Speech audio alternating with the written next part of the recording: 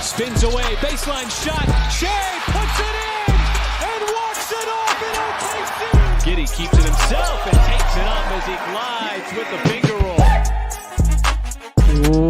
roll. What is up, and welcome to the Uncontested podcast. We are coming to you live Wednesday, September 20th. So we're less than 3 weeks away from NBA preseason basketball. I'm your host for the evening, Jacob Niffen. I've got Nick Crane and Taylor Peterson with me tonight. But more importantly, we've got a special guest tonight, friend of the program, Dan Favale of BleacherReport and the Hardwood Knocks podcast, joining us tonight. Dan, you came on the show about a year ago and got a lot of friends, a lot of fans. I was going to say, already in the comments, they're excited. I'm excited that people are excited. I'm also a little bit surprised because there was some pushback on Twitter from a lot of Thunder fans. I assume started following me only because of this show as we were entering and going through the off season. I was not like, and I listened to, I don't know if it was 1 or 2 episodes ago, the over under bit you guys did. I was not like Bill Simmonsing it, but I was not, the honeymoon phase might be over between, I would remain very high on the Thunder, but I think it's, as you guys clarified, too high on the Thunder. I might be. Well, we will get into all of that tonight. We're going to go over some kind of broader strokes of the Thunder with Dan, get a little more specific. And then to end the show, we have a game that everybody's going to play. Should be a fun time. Dan, we again, just can't thank you enough for coming on the show tonight. And as soon as we get done recording this episode, we're going to flip-flop. We're doing a little home and home tonight. So not only can you hear Dan talking Thunder here on the Uncontested, but we're doing a Hardwood Knocks ep right after this one, where you can listen to more Thunder content. Criminal that we haven't done the home and home sooner, which mostly falls on me. Well, we are super excited. I think it's our Hardwood Knocks debut coming up here in about an hour. To be fair, Olivia's pretty cool, so it's understandable. But I hope we're not so bad that we don't get the invite back. But we'll see. We'll see. Dan, to start us off tonight, I wanted to start with some big picture stuff. We've heard Nick and Taylor's opinions on all of these things numerous times. So I'm going to let you take the floor here for a minute. Again, the last time we talked to you was at the beginning of last season.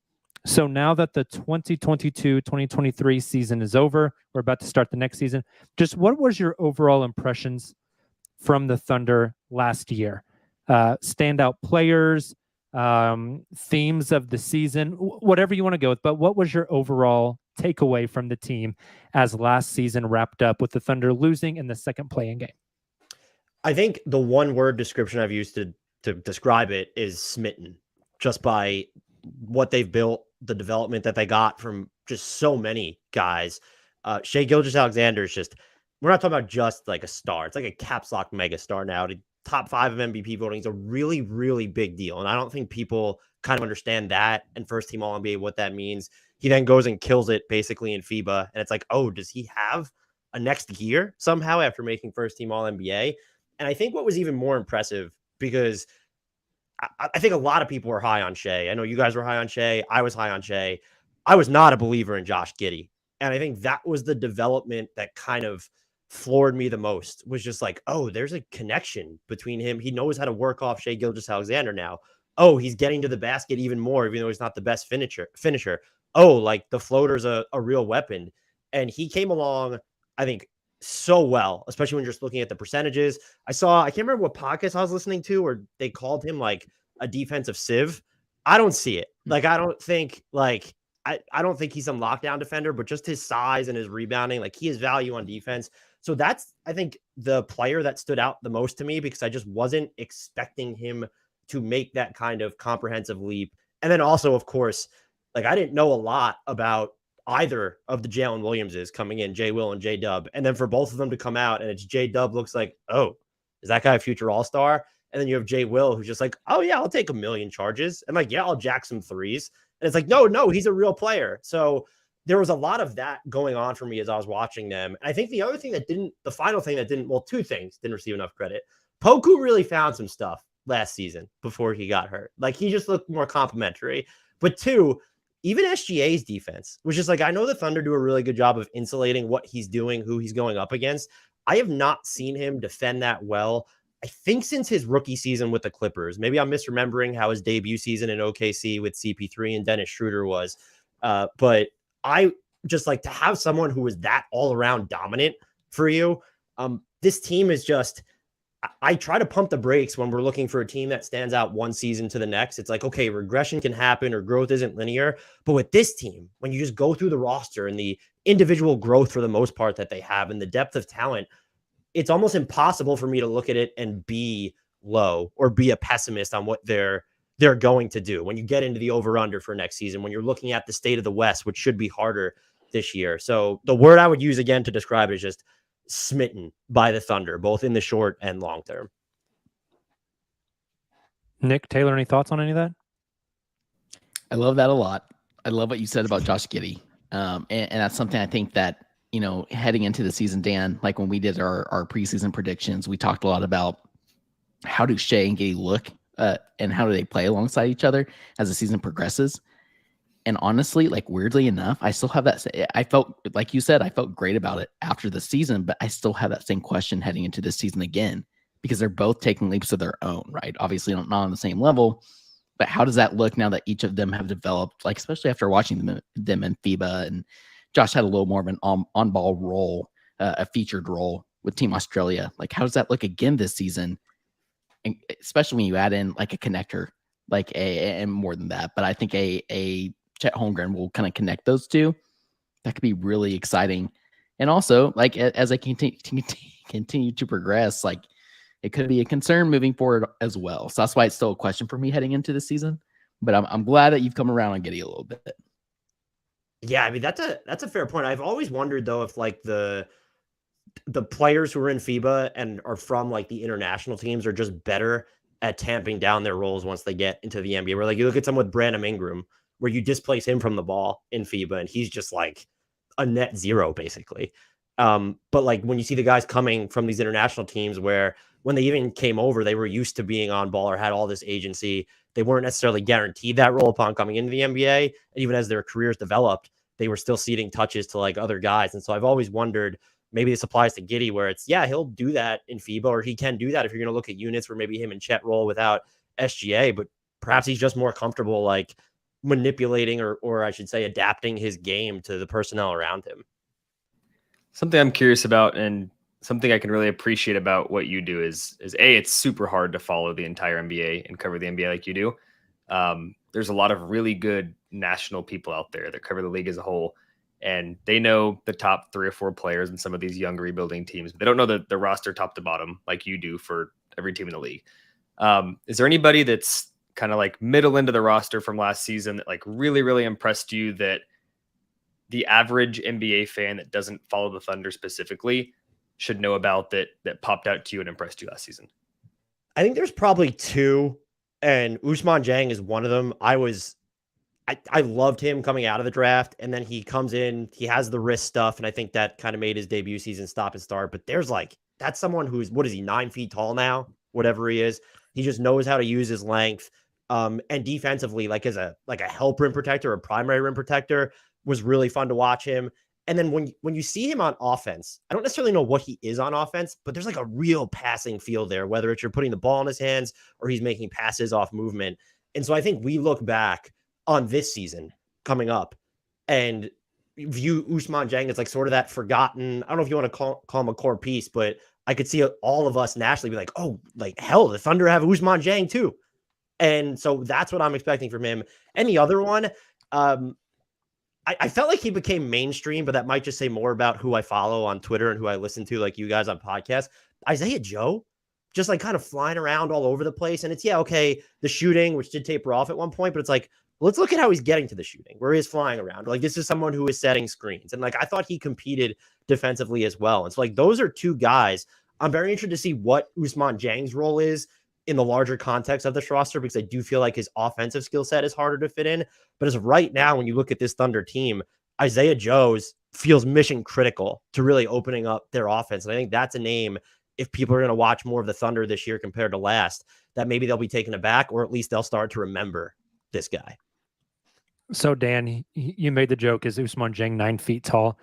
I don't know if you've seen the photo, but a lot of Thunder players are back in market now, and they did we'll call it like a community outreach event where they went to a fire station, and it was Chet, Ousmane Dieng, Keontae Johnson,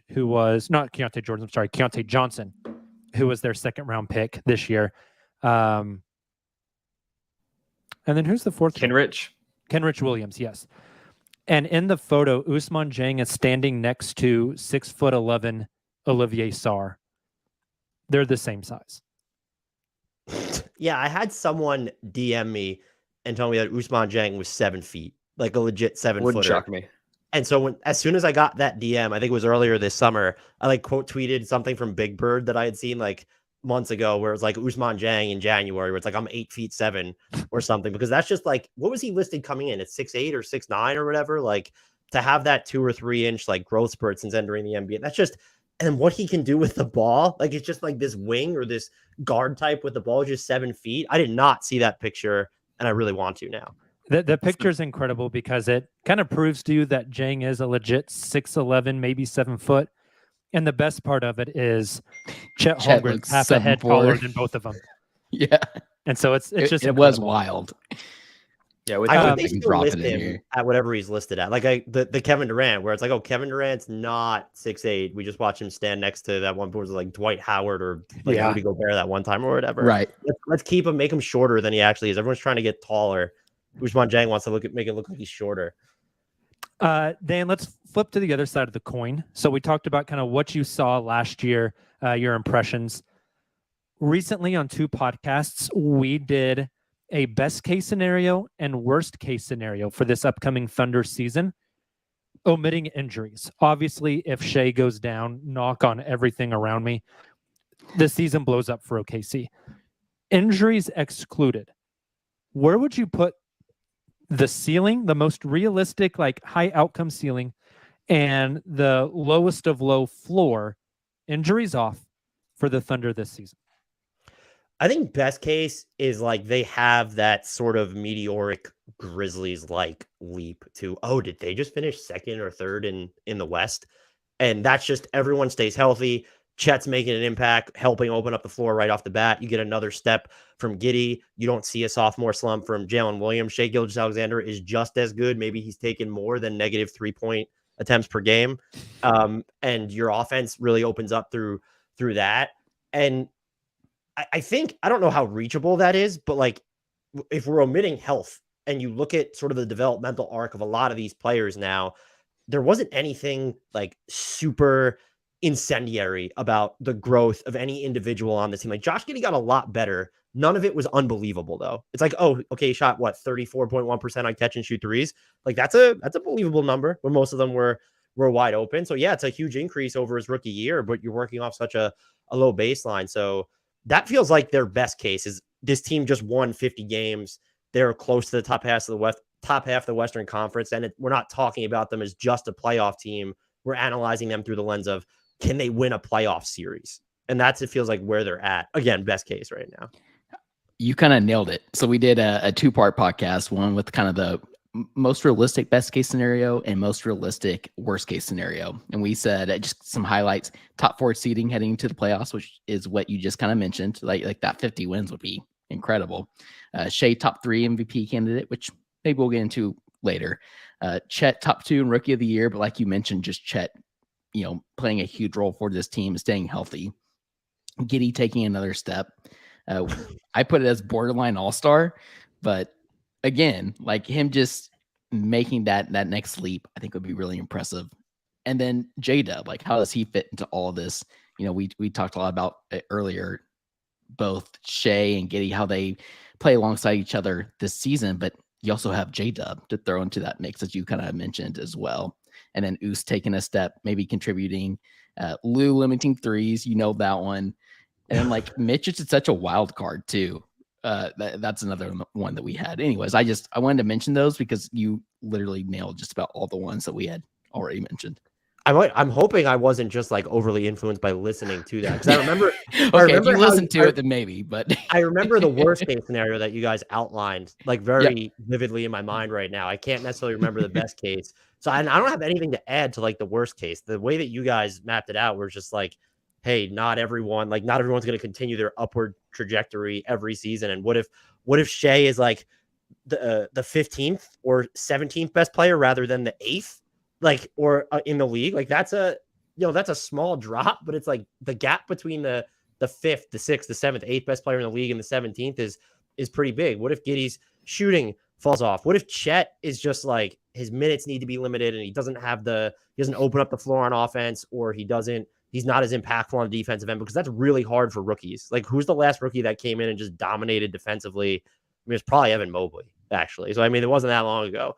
It's like those expectations are high. Yeah. And the other thing is just, and I'm pretty sure you guys mentioned this, like just looking at the rest of the West too can contribute to the worst case scenario, because it's if the Lakers and the Warriors are healthier, if the Pelicans, who are already injured again, but like what if Zion Williamson plays in 60 something games?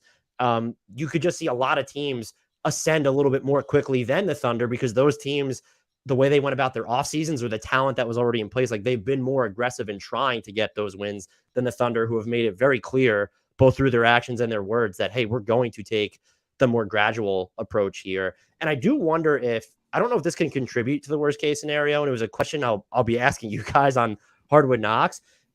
Like, what if Mark Daigneault or the Thunder, who's ever issuing the mandate, like says like, no, we're still going to like kind of futz and fiddle with this rotation a bunch, where like certain guys aren't necessarily guaranteed minutes and we're not going to tighten it up to even 10 guaranteed names per night. Does that do anything to just the fluidity and the chemistry of this team? They did well in those circumstances last year, but how does that fare this year when you have guys who probably want to do more, looking at Giddey and J-Dub, and then you're trying to integrate Chet Holmgren into the fold as well? And so I've given that a lot of thought over the past couple of weeks. Dan, question for you, because you kind of kicked off the show talking about Giddey expectations coming into last season.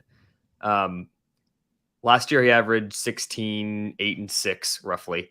When you become a premier team in the West, like let's say best case, the top 4 or 5 seed, you generally have a good chance of getting 2 All-Stars. So my question is whether it's what do the Thunder have to do to get that second All-Star, and would it be Giddey? But on the flip side of that, what would Giddey have to do for you to sit here and say, you know what, Josh Giddey's an All-Star this year? Oh, man. That's a great question. Honestly, I don't know specifically, but I think if we look and he's just shooting like, I don't know, like 36% from 3, and like you see his mid-range and floater percentages tick up a little bit, or maybe he's getting to the basket just as much. And that's something about him is I don't think, even watching him sometimes, I don't realize how much often he gets to the basket. Just he's getting there because he's this big body and he's pretty strong. He's just not the best finisher right now. So if his finishing kind of improves there, and if you're seeing him do all of this and like playing off the ball, being efficient in lineups that have all these other mouths to feed, where it's, oh, we don't have to worry about staggering, Giddey and Chet from SGA and J-Dub. Like, you can play all those 4 together, maybe even with Lou Dort or someone else in there, and it's everyone just looks great. And we don't want to change up our rotations on a nightly basis because our top 5 is so good. There are definitely harder players, I think, to fit in certain lineups when you look at this roster, but like Giddey, how central he technically could be. If he did something like that, even in a West that has, a bunch of talented guards, and maybe they'll have one fewer depending on what happens with Dame, like that'll be, I would say it's not outside the realm of possibility, even if I would consider it a long shot. And I think a lot of those things you just mentioned, like he can get better at. I think a lot of people forget because he's going into year 3. This kid won't be 21 till next month. Really? He's 5 months wild. younger than Chet Holmgren.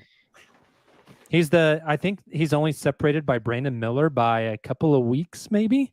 Jeez. Yeah, like he's a child. Yeah. And so when you look at other guys in the league who are that age, like putting up 16, 8, and 8 last year as a 20-year-old is pretty phenomenal. And so I think a lot of people kind of forget how young he is because he's already been in the league 2 years. And like you mentioned, progression isn't linear. But when you look at this kid, like there's a lot of room for growth, both basketball skill and I think like body as well. I believe it was last year preseason, Coach Daignault said they think Josh can play at like 240. And if he's a 6'9", 240 point forward at that point, I mean, it unlocks so many other things about his game. I could go for days and days and days about Josh. Let's take our first break of the night. On the other side, we're going to get a little deeper into some of these bigger Thunder themes with Dan. We'll be right back.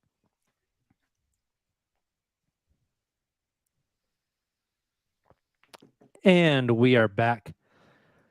So, Dan, I want to dive in a little bit deeper into this Thunder roster now with you. Back at the beginning of the summer, you had done a few podcasts where you had mentioned that you didn't think the Thunder would be super active in free agency, but you wanted to see them go out and do a little bit of something. Do you mind going a little more into depth on your reasoning why you wanted the Thunder to be more active in free agency and using their cap space, which they had a lot of? It's all gone now, and they didn't necessarily use it on signing players. But your reasoning behind why you wanted them to use that cap space, and who were some free agent targets this summer that you thought would have fit well with OKC, where if you were in charge, maybe you would have kicked the tires and seen if you could have gone out and got? Yeah, so I think the first part of it is definitely the national media person. Shai Gilgeous-Alexander was just a top 10 player. And it's so like he is your timeline, cater to that. The bigger thing for me was, and I guess it's twofold, is okay, you were actually just really good. And that was without Chet. And so now you're getting Chet back. And the other thing is this roster is not going to have this type of flexibility forever. We've already kind of started to see them plan around their draft pick situation, which is really smart, kind of changing out imminent draft picks for these later picks just because they have so many. But like you have to strike at some point with this flexibility. And I'm not like, do I think that there are certain stars out there that would be a great fit for the Thunder or would be really fun? Absolutely. But I would never expect them to cash in their chips in that direction, especially now. I was thinking more along the lines of, and this is where I actually got the most pushback, was like, get some guys in here who maybe are like your fifth or sixth best players, but like they're helping you win right now. Because I'm also a big believer over the past couple of years in like the experience of getting to the postseason, of either winning a series or almost winning a series or playing in a series absolutely matters. So sign someone without torpedoing your flexibility or your team makeup who can help get you to that point. And I thought even in a relatively shallow market, there were names out there that could have done that and names that sprang to mind. And I'll also say I've criticized a lot of other teams for this, mostly the Spurs this summer. Like the moves you're making, unless they're can't miss when you're talking about these salary dumps or the assets that are attached to them, go make other teams F up their books. Why did no one poison pill Austin Reeves? I did not think the Thunder should have been that team. I want to make that clear. So I wasn't crazy about his fit on this team in case they said no. But like go drive up those offers. And so now I'm looking specifically at like, why weren't you the team that was just ready to be like, hey, Brook Lopez, here's like crazy amounts of money. Like Houston did that to the point where Milwaukee gave him way more, I heard, than they were planning on. And then also it's look at kind of the prices that Grant Williams or PJ Washington went for. And those were two names that I had circled for the Thunder, where, yeah, they're probably your fourth, fifth best player, whatever. Like that can absolutely help you. They open up the floor, both of them. Grant Williams, a lot of defensive optionality, even though he's smaller. I think PJ Washington, especially with the Thunder's perimeter personnel, would have been fine in some of their frontline lineups. They like to trend small anyway. I would have liked to have seen them do something like that, especially when you do look at what they did with their cap space, where it was like, hey, even if you didn't end up with these guys and you only succeeded in making Charlotte pay more, or you were sort of this stalking horse in the negotiations between Dallas and Boston or something, if you missed out on moving up 2 spots to get Case and Wallace, all the caveat being, if you think Case and Wallace is that dude, I guess I can't argue with you, but I look at the makeup of this roster and it's like, you have Josh Giddey and there's Lou Dort and there's SGA and there's just like all these other guard types. What's the pathway to him being that dude on this team? And so that's what I really wanted to see them do. And if they weren't going to do that, I do wish that, like, could you have gotten someone who I view as more helpful on the trade market? Like, to me, the Reggie Bullock salary dump would have done more for the Thunder than the Davis Bertans one. If you believe that they're going to take that number,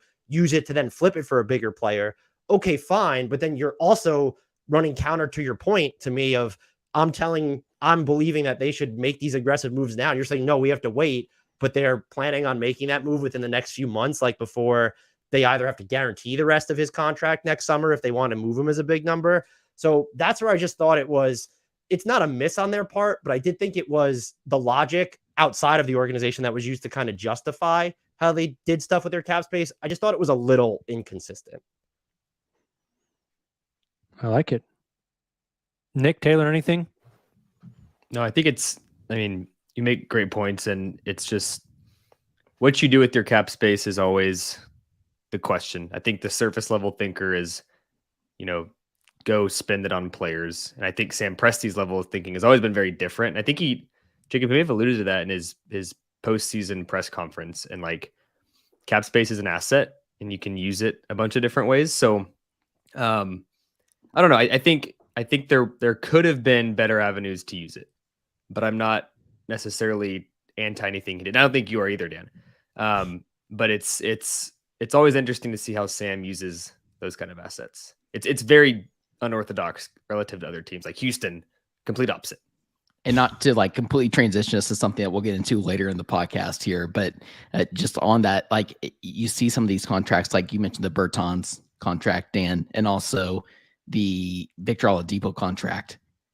Like, but there's only so many roster spots you can have on this on a team, and some of these players are going to get cut. And so, I think revisiting this conversation after Sam does make those cuts will be fascinating to see.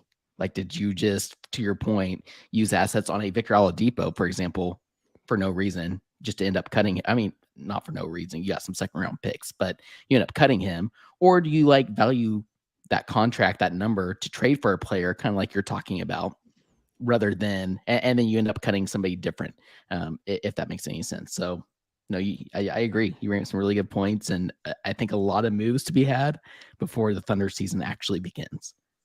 I will say I'm still convinced. I've polled people, they think I'm an idiot, but I'm convinced that the Victor Oladipo deal is just part of a larger mechanism of like when they renegotiate that pick with Miami, that like that was going to be like tangentially related to that, but it had to be done separately because the Dame deal was never going to align with that timeline. There's no one I found that believes that as I do, but I still remain convinced. I love that. We've talked a lot about that pick on this podcast.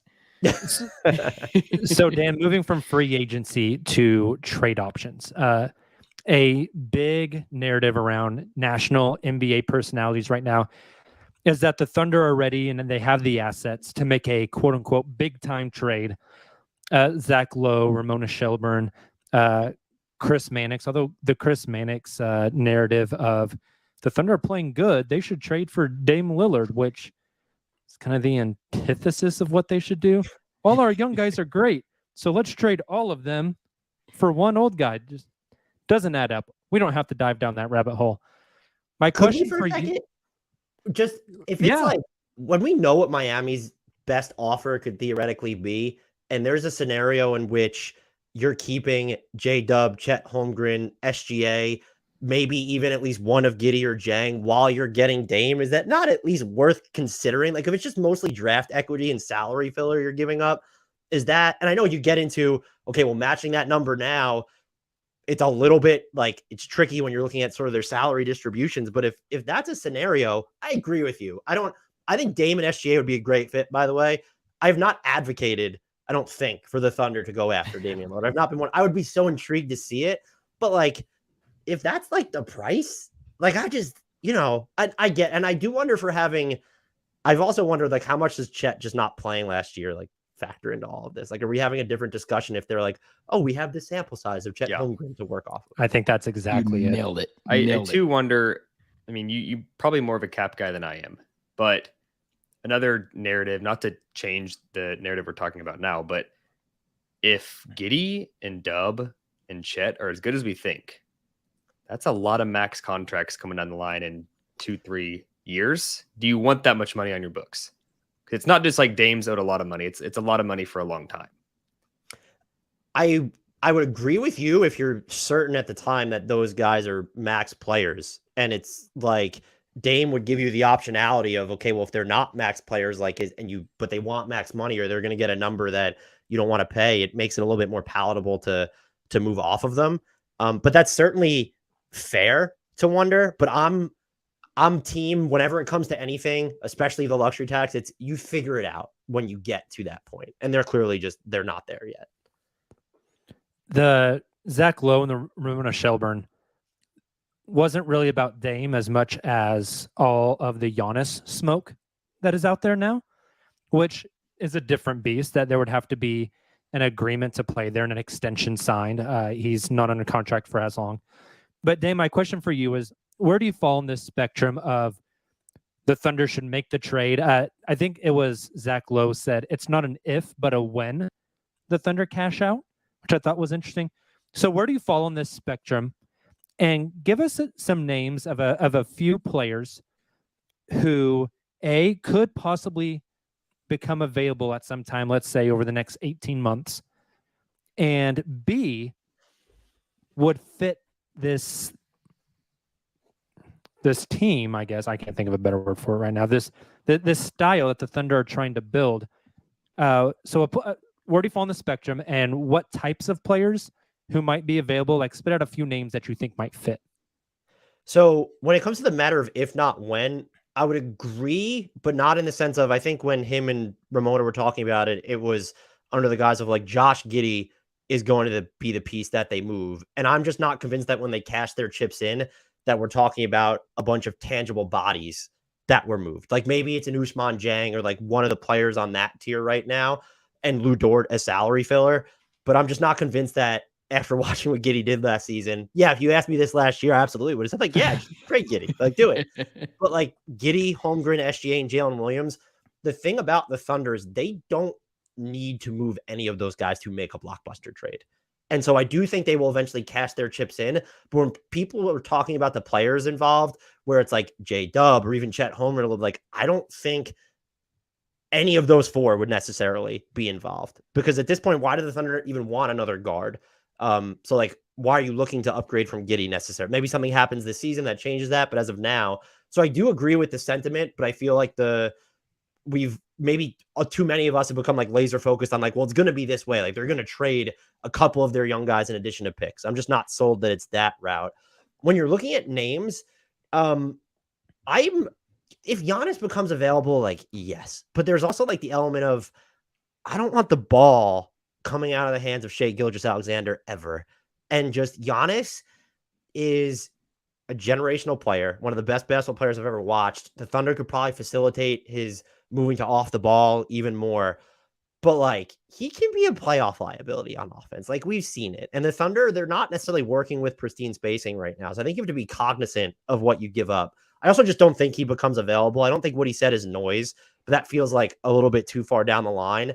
And also one that I don't know if he's the type of guy that requests her out. Like you ride it out with Kevin Durant, you ride it out with LeBron James, unless Giannis demands a trade. I don't know why you would flip him. That would be like shocking. I've also wondered, like, what is the tier of superstar that this team needs to reach the level that it wants to get to? Does it need to be another caps lock superstar? Or if you're this sure and this certain in your young core, what about Mikal Bridges on this team? Like, that's just a name in Brooklyn where it's like, I don't think he's going to come even close to finishing his contract there. They are eventually going to have to hit a rebuilding point. So that's a name I've thought a lot about for the Thunder. Other ones that would be interesting, I thought Cat would be interesting until I saw Chet in Summer League, and I'm like, oh no, like just a 5. Like you don't need to put him with. Very good point. So I would still look at it, but like the number's huge, and if he's playing Chet's best position, like that just doesn't make any sense. I think when you're looking at the archetype of player, I'd probably rather see them have like a combo 3-4, 2-3-4, like a wing is the type they need to go after. And right now, like that future star request trade market feels pretty sparse. Luka doesn't even really fit that bill because he's a point guard. Jaylen Brown would be interesting here. People are worried about Dame's contract. Like, how do you feel about Jaylen Brown's contract? So that's a number you would have to factor into your future planning. But Mikal Bridges and Jaylen Brown were like the two immediate names where it's like, no, they're not the caps lock superstars. But the way we're talking about the Thunder right now, I don't know if that's what they actually need. Like, they can be there's more optionality for them, I think, on the trade market. I think you're spot on there. I do like those two names. We did talk about Jaylen just a little bit, not necessarily seriously before he signed that, obviously, that big contract extension. But I have two names for all three of you, really, that I kind of want to pick your guys' brains on. One of them is pretty flashy. The other one's not quite as flashy, but I still think it would take quite a bit to get this particular team to give up on this player and to trade this player. So that player is Devin Vassell for the Spurs. I just think he'd be so great for this Thunder team. But given where the Spurs are, right, like they're in a very similar spot, maybe just a few steps behind, if you can even say that when you draft Victor Wembanyama. But for all those reasons, I think it would take a lot to get Vassell away from the Spurs. But with the Thunder's assets, it could maybe be had if they're willing to overpay. You're talking to the right. I love Devin Vassell.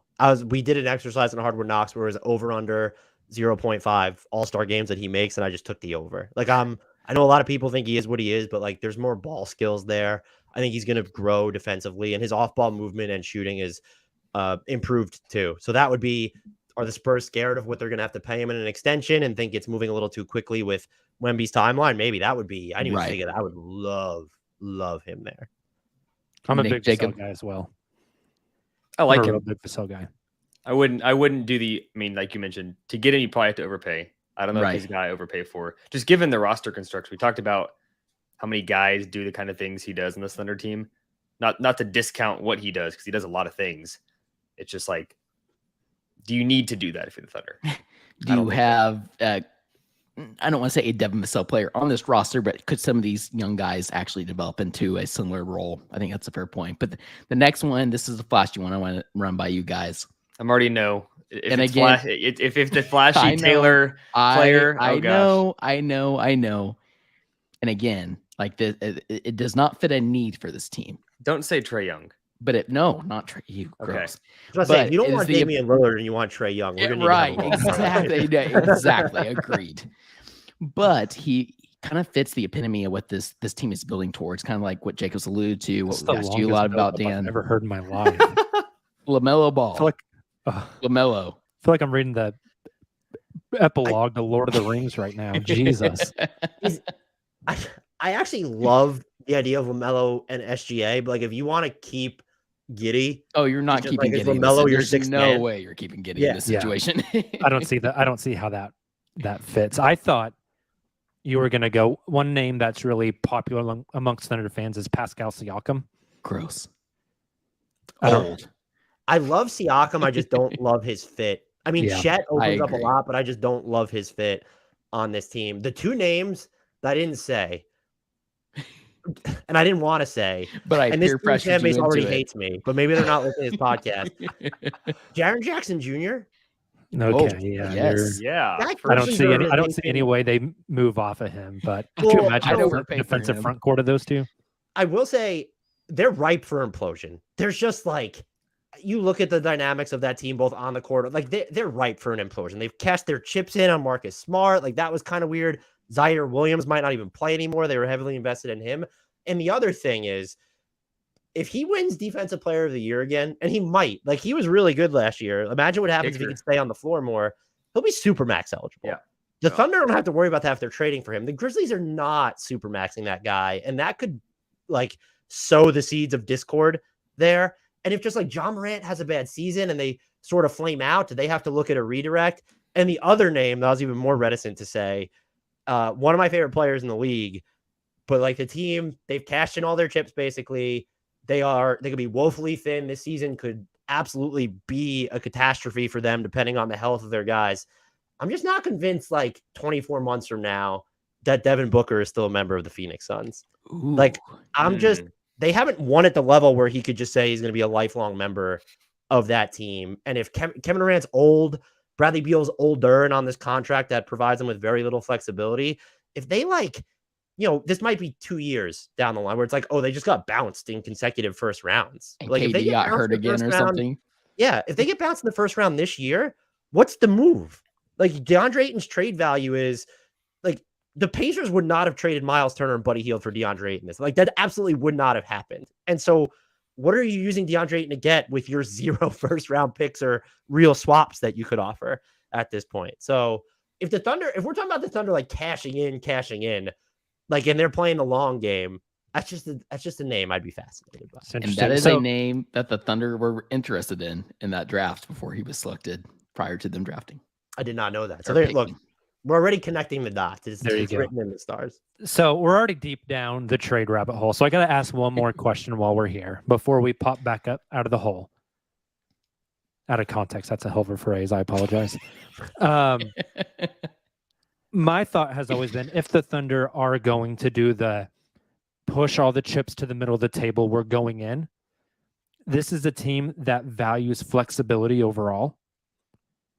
And so to me, that is trading for a guy that's on a rookie scale contract and you have control over restricted free agency and the next 4 to 5 years of that player after the rookie scale contract.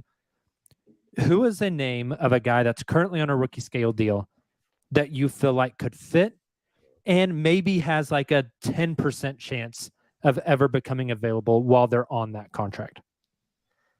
Yeah, that's like tough just because who was the last player like that fit that bill that got moved on their rookie scale contract? Like, I don't know that there's a name. It doesn't really happen. Yeah, I don't know. Is Kuminga disgusting or a great fit for you, or somewhere in between?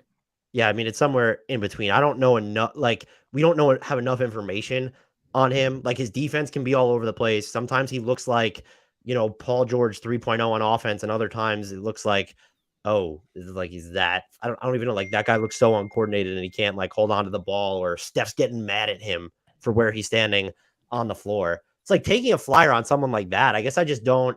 For this discussion, didn't consider him higher end enough, even though there's like a lot of people that still really believe in what he could do.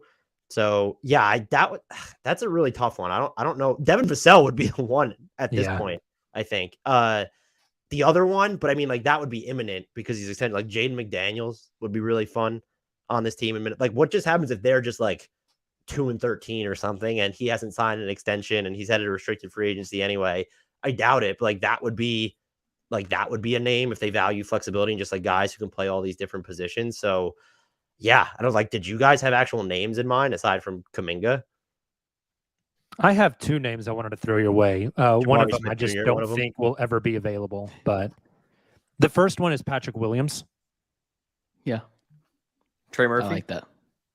Oh, they don't think they'd ever trade Trey Murphy. I don't either. God. I would. The question wasn't, is it possible or impossible?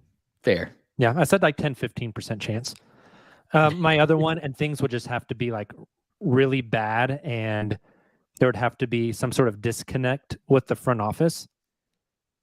I just think if you put a front court together of Chet Holmgren and Scotty Barnes, and you got 5 guys on the floor in Shea, J-Dub, Giddey, Barnes, and Chet, who can all move the ball, who can all handle the ball, bringing up the court, that would be like, defensively, that'd just be absolutely disgusting.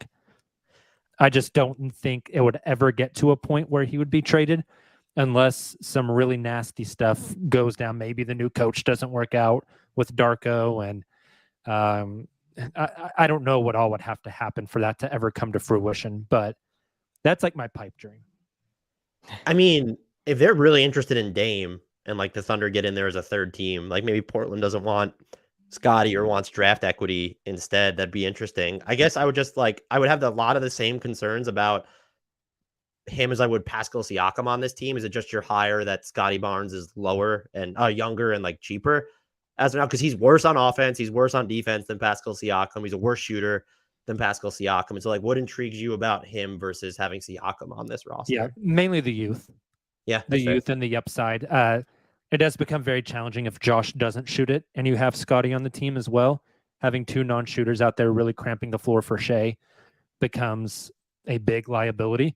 We're going to see what that looks like this season with Lou Dort and Josh Giddey out on the floor with Shea, and does that cramp the floor at all? I don't know. I just the versatility of Scotty has always, and the size as well. He's just massive, and I've always thought he might be a fun fit. One more on There's this a chance topic. I'd be higher on Dyson Daniels than Scotty Barnes on the Thunder, just because Hey, Dyson Daniels bring is another like, Aussie over. yeah, he's ready as a passer and a defender. Like, he is ready. The question is, look, you have Chip England here, so just bet on everybody's jump shot is what I'll do. That's true. My last one, and we can move on, just because the trade and roster shakeup conversation is so much fun. You mentioned, like, obviously Giannis would be good in Oklahoma City, but maybe don't love the fit next to Shea. Want the ball in Shea's hands a bunch. If no player is off limits, who is the perfect side piece or Robin or co-star, whatever you want to call it, for SGA? Oh man, who's like a nice wing? You know, I'm too latched on to they have to be like younger. I think, I don't know if this guy's higher enough. I think Larry Marketing would be great next to Shea. Fun one. It'd be awesome. The other one, and I'd be concerned a little bit, just given, I mean, like, no, it's Jason Tatum. Like, it's Jason Tatum. And like, that would be the guy for me, or older. Can you imagine like Jimmy Butler and SGA together? Like, you talk about dudes that would destroy you and annihilate you in huge games. He's just so old. But he's so old. Was he like 32 or something? He's old relative to like an NBA player at 34. So those would be names, but I think it would be, I think it would be Tatum. Like, I just think like that would be the guy. Be incredible. I don't think you can go wrong with putting Jason Tatum on your team. Don't think you can really go wrong. Let's take our next break of the night. On the other side, we are going to play a game of Take It or Leave It with Dan. We'll be right back.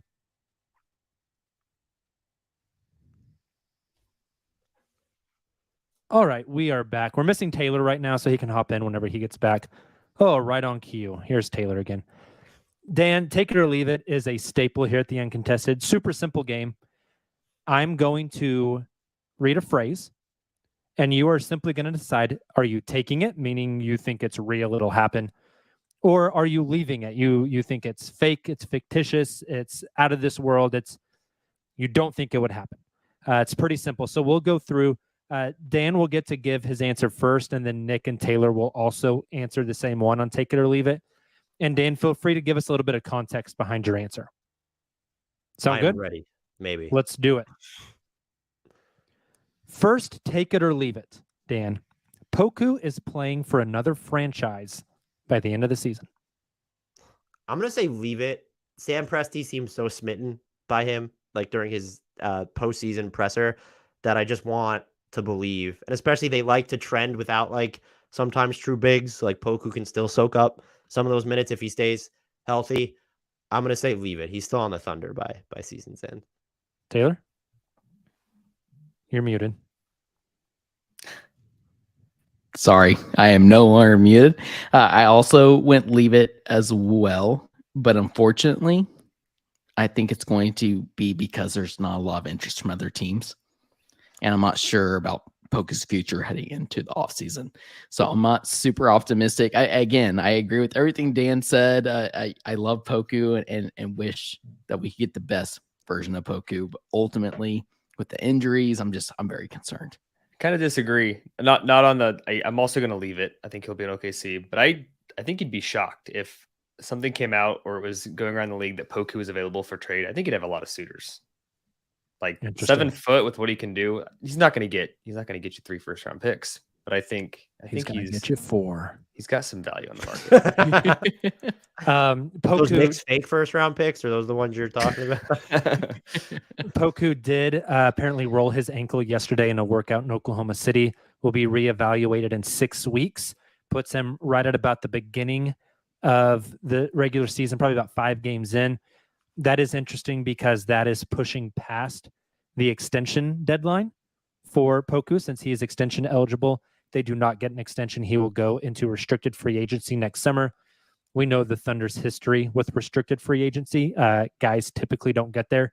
It's an extension or a trade. So that will be something very interesting to watch moving forward.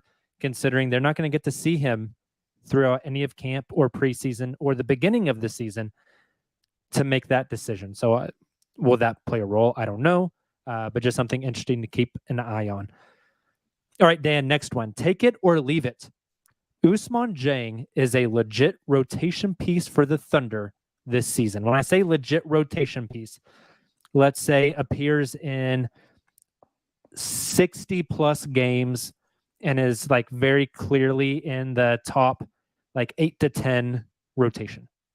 I will take that a million times over. I just think it's going to happen. Like I said before, I think we all look back, or the people who don't follow the Thunder as intimately as you guys do look back on this season, like they just have Ousmane Dieng too. Like as long as he stays healthy, I'm just convinced that that's what's going to happen. Yeah, I think it comes down to two things. Can he make threes? Because he was not good shooting. G League was actually a lot better. So there's reason for optimism. The mechanics look fine. But I think as he's had this huge growth spurt, not just in the past year, but even the last half decade, where he was like this guard that had a huge growth spurt, kept the guard skills.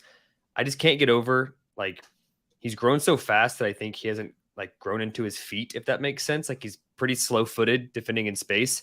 And while I do think he can be a legitimate front court defender, for him to get minutes on this Thunder roster, needs to slot in, I think, a little bit more on the wing and defend in space on the perimeter. Just a little slow right now. So if he can improve either one or both of those areas, absolutely. I don't have a lot to add. I take it as well. I'm really excited about Oos this season for reasons that I've talked a little bit about since Summer League. And I think that I'll also probably say for our preseason annual bets podcast as well. And maybe Hardwood Knocks here that we will record after this. I can't talk. But I agree. I'm going to take it. I'm excited about Oos this season. Nice. Dan, next one. Take it or leave it. J-Dub is seen as the undisputed number 2 guy on the Thunder by the end of the season. I will leave it. It's not totally bonkers to assume that, but the growth we saw from Giddey, what Chet could be, I don't think he will get there. But if I haven't communicated how high I am on Ousmane Dieng for this team, like I am that high on Ousmane Dieng. I wouldn't predict it after the season. I think just the wealth of options. It's sort of like, are you betting against the field, or are you going to bet on this one team to win the title? Like, I'm just going to take the field here and leave it. It's a great way to describe it. And Jacob, this is Dub or Oos? Dub. Dub. Dub Maybe I'm the undisputed number 2 guy at the end of the year. Maybe I am a maniac. Maybe I'm way too high on Dub. I already look at this roster and consider Jalen Williams the second best player on this team.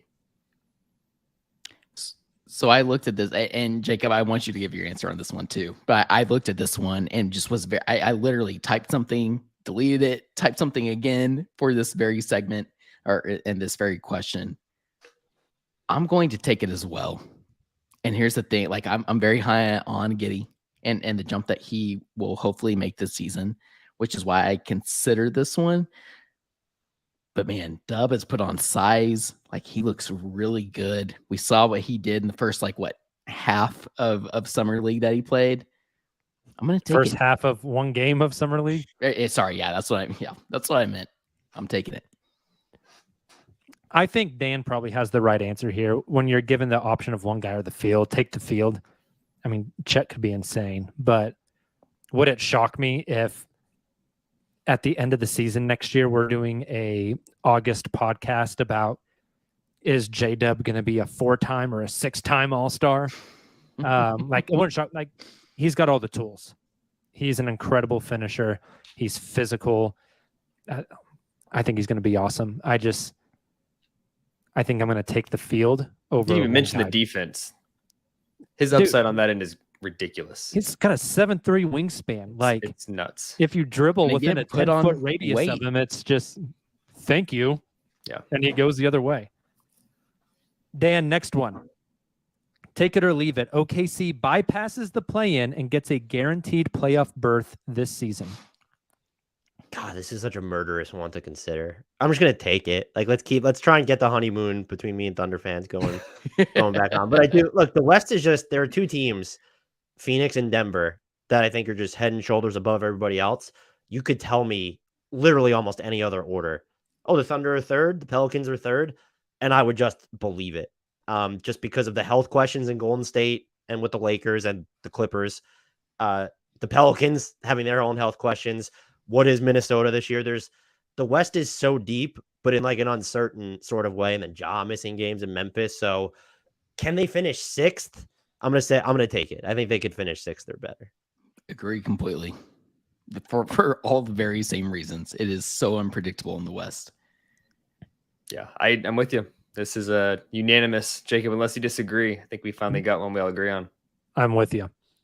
Dan, take it or leave it. The Thunder get 2 players on an all-rookie team. I keep forgetting about Micic. The 29-year-old rookie with braces. He had braces? Yes, braces. he has, it's amazing. Good for him. I'm convinced the only reason he came to America is because maybe there's like better orthodontics in In the OKC. United States. But they had to pay him so much because they were like, hey, like dental here is pretty expensive. So. Yeah. Free healthcare? That's a joke. Welcome to America, buddy. I'm going to leave it just because I don't see when you're looking at like, so Wallace and Micic, like how are we fitting them into the rotation? And even if they're both playing, are they logging enough minutes? Because so much about all rookie, unless you're Andrew Nemhard, apparently, is like looking at how many total minutes that you played. And so I will leave it because I don't think either of them will like play enough to receive the consideration that they'll need. I also agree there. I leave it as well. I think we'll have many segments on this pod arguing whether or not 2 deserve it, but will 2 get it? I don't think so. Yeah. Dan, bonus one on this one. Where does Chet finish in Rookie of the Year voting? I'm going to say top. If he finishes lower than third, I'll be shocked. Because there's Wemby just floating around out there, but then are the Spurs going to do some like Spurs voodoo where he only plays 21 minutes a game or whatever? So it wouldn't shock me if he won. But based off what I just saw from him in Summer League, it's just like, if he finishes worse than second, I'll be I won't be like floored. If he finishes lower than third, I'll be floored. I like it. All right, last one, Dan. Take it or leave it. SGA is top 3 in MVP voting this season. And just to clarify again, leave it is Like you don't think it's going to happen. This one's tough. I'm going to have to go leave it just because I do think that, one, we could see the offense maybe spread around a little bit more where he's perhaps not as critical or is being used as a diversion a little bit more. And I just think that the bar to which he's going to be held is going to be so much higher that if the Thunder are 6th, people aren't going to view that as impactful, even if he is as impactful or just as good or better than he was last year. I don't think people in the media are going to view it as favorably just because they already kind of been there, done that this past season, where that was more of a shell shock to the system. Anything Shea does now, we're almost going to be a little bit numb to, unless the Thunder are that 50-win team that finishes 3rd or whatever in the West. Yeah, the fact that you said it's tough, like, speaks volumes to the jump he's made in the past 12 months. But I'm with you. I'm going to leave it for similar reasons. It's like the voter fatigue concept. And expectations, it's all relative. For Shea to like get the same buzz he got last year, he would have to be, if he was that next level up, sure, he's going to be top 3, but it would take a lot for him to really blow people's minds again this season, I think. What are his MVP odds? Do you guys know by any chance? I think he's It's a good 12th. question. He's 12th? I think he's 12th. Ooh. We can pull that up live. I might That might be pretty good. I don't bet anymore. That's agreed. pretty good value. Just thinking the same thing. That seems low. So we have for this season, Jokic 1, Giannis 2, Luka 3, Embiid 4, Tatum 5, KD, Steph, and then SGA and Booker are tied. So not as low as 12. This is one book though, but in that kind of 8 to 12 range. Mitchell's in there, Lillard's in there, Butler's in there. What's the payout on that though? Is that like 15 to 1? 17 to 1 for Shea. That's not bad value. No. I like that. All the podcast money for Summer League next year. Well, last year, like halfway through the season, we said, should we put all of our podcast money on the Thunder making the play-in? Jacob's too scared to do it. And we He'd be didn't really do rich I'm it. right too now. conservative with my We finances. would have made a lot of money. What were the odds on that? I think That's it was good. at that point it was like even money. You get Oh, out what you put in, wow. so we double our money. So If it you was gotta like have you gotta have a quadruple, I lot would of say- money to make a lot of money. So we wouldn't have made a lot of money, but we would have Well, been twice as rich. Nick and Yeah, but I's if it was like- fantasy basketball team were considering putting something. Was it Yeah. Shea MVP odds? Is that what it forget was? what Or it was. I can't remember. If you would have bet on Shea's MVP odds last year, I bet you sportsbooks would have given you like quite a bit of money to buy those Oh, back, like to right. cash Sure. out. For sure. Just for top 5. Yeah. Yeah. All right, gentlemen, that's all I got. Dan, before we get out of here, will you plug where people can find where to listen to you, where to read you, where to contact you, where to follow you on social media, all that good stuff? They can read me at Bleacher Report. And just a note, I opted out of the NBA 100 exercise this year, so please do not get mad at me for where your favorite team's player was ranked. Follow me on Twitter until it dies at Dan Favale, spelled exactly as it sounds. And look, if you like sub-mediocre basketball takes about the whole league, or you want to learn more wrong takes about the other teams, in my totally unbiased opinion, the Hardwood Knocks podcast is a really, really good podcast. You should go check that out, spelled exactly as it sounds. And it's available everywhere, YouTube, wherever you get your audio podcasts, the whole nine. And we're on TikTok because the kids matter. It's for the kids. We're on TikTok for the kids. You Come guys are check us actually great on TikTok. Like, we are very bad, and that falls on me. You guys are doing a great job there. I You wanna really know the actually really secret? enjoy it. You want to know the secret to getting more views and followers on TikTok is you need to post content that you hate. That like Oh. it's not content I enjoy making or editing, but I care about the audience and they seem to like it. It's me and my co-host Grant shoveling. Sometimes we're talking about 15 teams in 60 seconds because did you guys know long form content is considered anything longer than 30 seconds on these Wow. platforms now? So some of them are funny, but like the stuff that I'm so invested in that I edit and put out, I guarantee it'll flop every single time. If I think it's good, not doing numbers. So put out stuff you hate and you will grow. That's my advice to you. Well, external plug for you. For anyone listening, if you want to be a smarter NBA fan and make your friends think you know everything about every NBA team, listen or watch Hardwood Knocks, because it's a lot of. I mean, you learned a ton in a short amount of time. So Agreed. Shout out Meek Leak in the chat, by the way, who obviously knows Meek's my the man. brand. I really appreciate it. Yes. That's amazing. Awesome. People say that in the comments and insult. Like one of them was like, who in the Blink 182 is this guy? I'm like, I'm just gonna take the W there. Like that works for me. It's a compliment. New album a month from today, I think.